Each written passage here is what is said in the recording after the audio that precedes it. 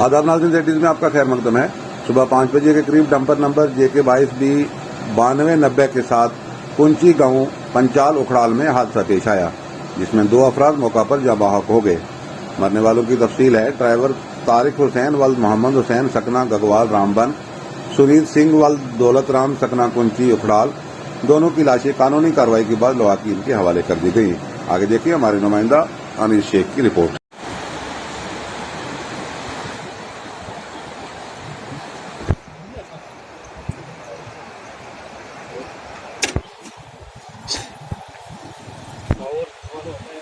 कितना दाम रखा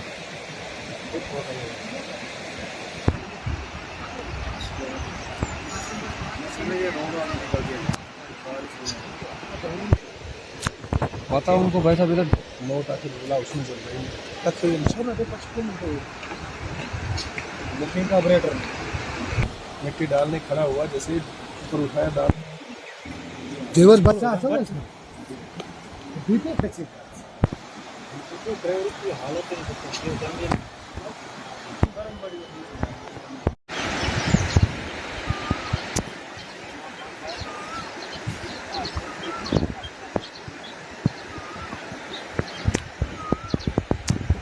Mm-hmm.